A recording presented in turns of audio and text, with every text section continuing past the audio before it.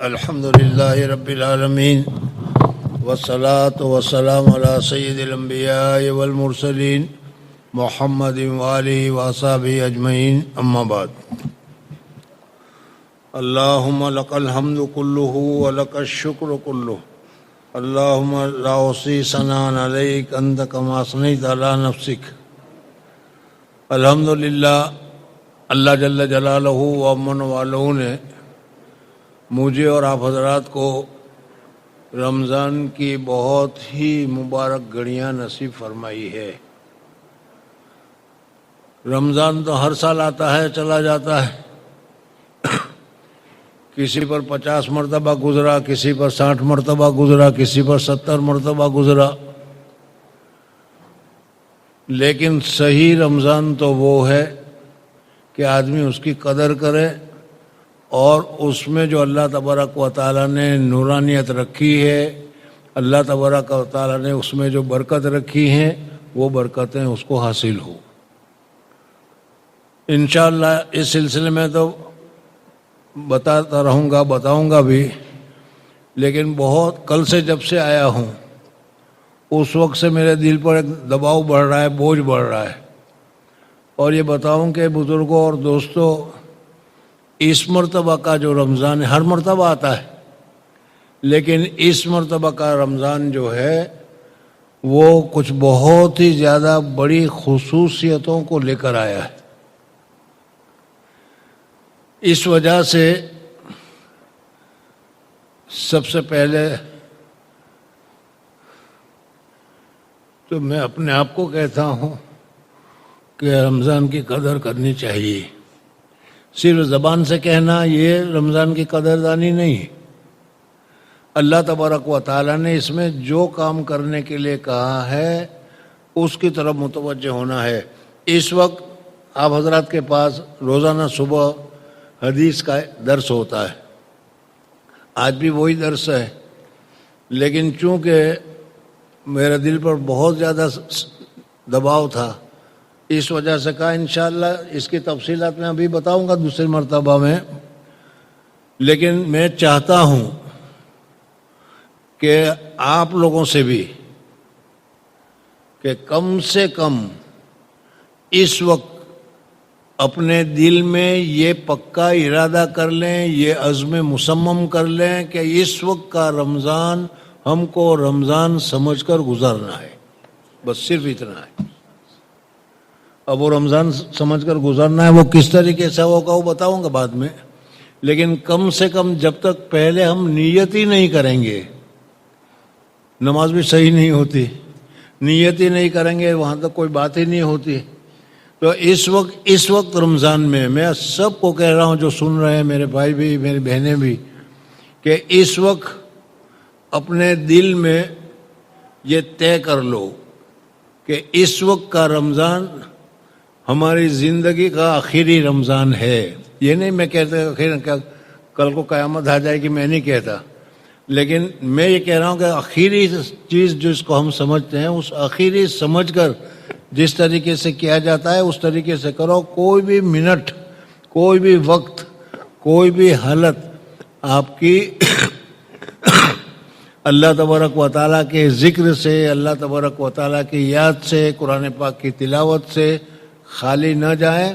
مانگو، اللہ تبارک و تعالیٰ تو دینے والا ہے، وہ تو خود کہتا ہے کہ مانگو میں دوں، لیکن ہم مانگتے ہی نہیں۔ بہرحال اس وقت تو آج کے اس مجلس میں صرف میں یہ کہہ رہا ہوں، ہر ایک کو بھی جا کر سوچنا کہ گزشتہ رمضان میں نے کیا کیا تھا اور اس رمضان میں نئی کیا چیز کرنے والا ہوں، یہ طے کرنا ہے ہمیں، کوئی نہ کوئی کرنا ہے، آگے بتائیں گے۔ اس وقت آپ حضرات کے سامنے جو صبح کو جو تعلیم ہو رہی ہے اس میں سلام کا لفظ آ رہا ہے، باب و بیان آداب السلام۔ بزرگوں اور دوستوں، حضور اقدس صلی اللہ علیہ وسلم کی سنت کیا ہے، اور بارہا آپ نے تقریروں میں سنا ہوگا کہ ہماری کامیابی حضور اقدس صلی اللہ علیہ وسلم کی سنتوں کی اتباع میں ہے۔ اللہ تعالیٰ نے کامیابی نہ مال میں رکھی ہے، نہ دولت میں رکھی ہے، نہ ملک میں رکھی ہے۔ آپ حضرات تو اس لائن کی ایسی مفصل بیان کر دیں گے کہ میں بھی دیکھتا رہ جاؤں گا. لیکن صحیح کامیابی اللہ تبارک و تعالیٰ نے دی ہے حضور اقدس صلی اللہ علیہ وسلم کی اتباع میں، حضور اقدس صلی اللہ علیہ وسلم کی سنتوں میں. اس وقت دنیا کی جو کیفیات ہے آپ حضرات کے سامنے ہوگی. اس مختصر سے وقت میں بتانا میں مناسب بھی نہیں سمجھتا. آپ حضرات جانتے ہیں اس وقت پوری دنیا میں، صرف ہندوستان میں نہیں، صرف گجرات میں نہیں، صرف راندیر اور ڈابیل میں نہیں، بلکہ پوری دنیا میں ایک ایسا عجیب فتنہ رونما ہوا ہے، ایسا فتنہ رونما ہوا ہے کہ کسی طریقے سے ان ایمان والوں کے دل میں سے ایمان کو نکالو، اور اس کے لیے پوری دنیا متحد ہو گئی. اور حضور صلی اللہ علیہ وسلم نے پیشین گویاں فرمائی، بہت ساری پیشین گویاں اس حالت کے لیے بھی ہے. اس سے زیادہ ابھی خراب حالت آنے والے. تو بزرگوں اور دوستوں، ہماری کامیابی حضور صلی اللہ علیہ وسلم کی اتباع میں ہے. اور اس سلسلے میں حضور اقدس صلی اللہ علیہ وسلم نے افشوا السلام، سلام کو خوب پھیلانے کا حکم دیا ہے. جن کو پہچانتے ہو ان کو بھی سلام کرنے کا حکم دیا ہے، جن کو نہیں پہچانتے ہو ان کو بھی سلام کرنے کا حکم دیا ہے. ابھی مولانا نے بتایا بھی ہوگا، لیکن پھر بھی میں بتاؤں کہ سلام کہاں سے شروع ہوا وہ سب بتاؤں گا، لیکن جو ہماری کوتاہی ہے وہ میں پہلے بتا رہا ہوں. اولاً تو ہم سلام کرتے ہی نہیں. گھر میں جاتے ہو تو بھی سلام نہیں کرتے، حالانکہ گھر میں داخل ہوتے ہوئے بھی سلام کرنا چاہیے، بیوی کو سلام کرنا چاہیے، بچے کو سلام کرنا چاہیے. الا من عرفت ومن لم تعرف، جس کو پہچانتے ہو اس کو بھی سلام کرو، جس کو نہیں پہچانتے اس کو بھی سلام کرو. ابھی میں اپنی حالت بتا رہا ہوں، کسی پر طنز نہیں کر رہا.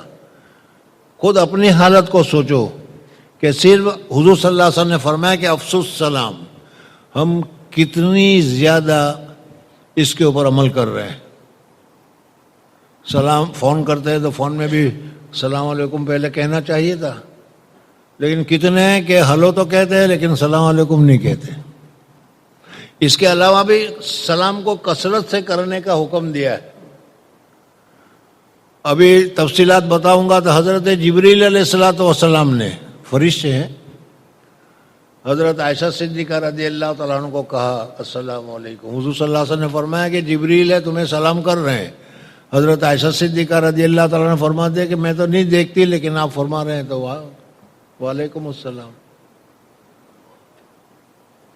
کہاں جبریل اور کہاں انسان، کہاں انسان اور عورت. حضرت عائشہ صدیقہ رضی اللہ تعالیٰ کا درجہ بہت بڑا ہے، میں اس سے انکار نہیں کرتا، لیکن ہے تو بہرحال عورت ہی. اور ہم اپنی عورت کو اگر ابھی میں پوچھوں کہ بتاؤ زندگی میں کبھی آپ حضرات نے اپنی بیوی کو السلام علیکم کہا ہے؟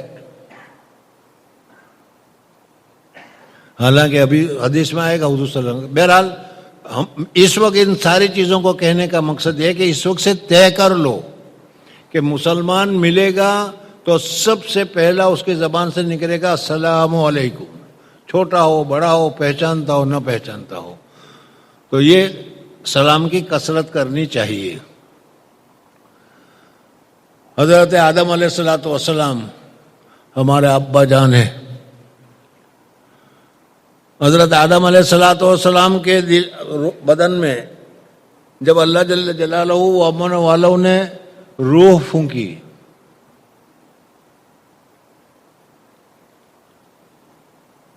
روح پھونکنے کے ساتھ حضرت آدم علیہ السلام کو چھینک آئی تو کہا کہ الحمدللہ کہو. حضرت آدم علیہ السلام نے پہلا جملہ کہا الحمدللہ. اس وجہ سے ہم لوگوں کو بھی چھینک آئے تو الحمدللہ کہنا چاہیے، اور الحمدللہ کہیں اور زور سے کہیں تو جو بیٹھے ہوئے ہیں ان کو یرحمک اللہ کہنا چاہیے. پھر اس کے بعد حضرت آدم علیہ الصلوۃ والسلام نے کہا دیکھو پہلا کام کیا کروایا گیا جس کو ہم کچھ وقت نہیں کرتے، جس کی ہمارے سے کوئی عزت نہیں. ہاں good morning, good evening, good night, اور یہ تو بہت زیادہ زبان پر چڑھا ہوا ہے، لیکن السلام علیکم یہ ہمارے زبان پر چڑھا ہوا نہیں ہے. میں یہ کہہ رہا ہوں کہ آج سے یہ طے کرو کہ مسلمان ملے گا تو سب سے پہلا کلام سب سے پہلی بات میرے زبان سے نکلے گی السلام علیکم. گھر میں داخل ہوں گے تو گھر میں داخل ہوتے ہی سب سے پہلا کلام کہے گا زور سے السلام علیکم. گھر میں کوئی ہو تو بھی نہ ہو تو بھی السلام علینا وعلی عباد اللہ الصالحین. حضرت حضور اقدس صلی اللہ علیہ وسلم معراج میں تشریف لے گئے. بہت ساری چیزیں ایک کے بعد ایک یاد آ رہی ہے لیکن وقت کی تنگی ہے، مجھے محسوس ہے. آپ حضرات تھوڑی دیر بیٹھ گئے، میں شکریہ ادا کرتا ہوں، لیکن انہی جذبے سے بیٹھنے کی وجہ سے یاد آ رہا ہے. حضور صلی اللہ علیہ وسلم معراج میں تشریف لے گئے. معراج میں کہاں گئے، کیسے گئے، کہاں گئے، وہ سارا تصور کر لو اس میں. تو وہاں حضور اقدس صلی اللہ علیہ وسلم کو کہا گیا السلام علیکم ورحمۃ اللہ وبرکاتہ. دیکھو یہ سلام کیا چیز ہے وہ میں بتانا چاہ رہا ہوں. اور حضور اقدس صلی اللہ علیہ وسلم نے بھی جواب دیا السلام علینا. میں 12 سبق میں کہا کرتا ہوں کہ بعض اوقات ایسے ہوتے ہیں مخصوص، پتہ نہیں کہنا چاہیے کہ نہیں، لیکن سمجھانے کے لیے میں کہہ رہا ہوں کہ بعض اوقات ایسے مخصوص ہوتے ہیں کہ اس وقت ہمارے دل میں کوئی دوسرا آ ہی نہیں سکتا. ایک مرید تھا، اس نے پیر صاحب سے کہا کہ حضرت جس وقت آپ اللہ جل جلالہ و من والوں سے خصوصی ملاقات کر رہے ہو، باتیں کر رہے ہو، ملاقات ہو رہی ہوتا ہوگا، اس وقت مجھے یاد کر کے میرے لیے دعا کرنا. آپ بھی کہتے ہیں نا خاص وقت میں یاد کر جو ان کے، اس کا یہ کیا اس نے تو اس بزرگ نے کہا کہ بے وقوف، اگر اس وقت میں تو یاد آیا تو وہ وقت خاص کون سا رہا؟ نہیں سمجھ میں آیا. زندگی میں شب وصال، شب زفاف، فرسٹ نائٹ کہتے ہوں، زندگی میں بہت عجیب موقع ہوتا ہے. وہ اس وقت آدمی اپنے سے قریب کو بھی بھول جاتا ہے، کوئی یاد نہیں کرتا. اور اگر اس وقت کسی کو یاد کرتا ہے تو وہ قیمتی وقت ہے ہی نہیں اس کے نزدیک. میں یہ سب سمجھا رہا ہوں اس وجہ سے کہ حضور اقدس صلی اللہ علیہ وسلم معراج میں تشریف لے گئے ہیں. وہاں پر ہے، کہاں پر ہے، کس جگہ پر ہے مجھے نہیں معلوم، لیکن حضور صلی اللہ علیہ وسلم کے ساتھ جبریل بھی نہیں جو ہر وقت ساتھ رہتے تھے. اور اس وقت حضور صلی اللہ علیہ وسلم کو کہا جائے السلام علیکم، اور حضور صلی اللہ علیہ وسلم فرماتے ہیں وعلیکم السلام ورحمۃ اللہ وبرکاتہ، السلام علینا وعلی عباد اللہ الصالحین. حضور صلی اللہ علیہ وسلم یاد کر رہے ہیں کہ میرے اوپر اکیلے پر نہیں بلکہ عباد الصالحین جتنے ہیں سب پر سلام ہونا چاہیے.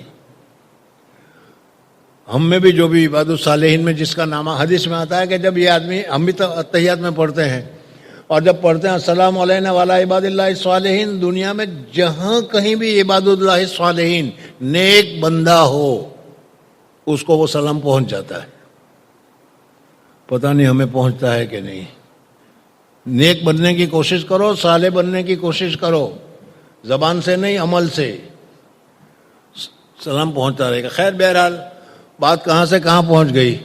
بات میں کر رہا تھا کہ حضرت آدم علیہ الصلوۃ والسلام سے سب سے پہلے اللہ تبارک و تعالیٰ نے کیا کروایا. ظاہر بات ہے کہ وہ بہت ہی اونچی بات ہوگی، بہت ہی اچھی بات ہوگی جو اللہ تبارک و تعالیٰ نے اس وقت کروایا ہوگا.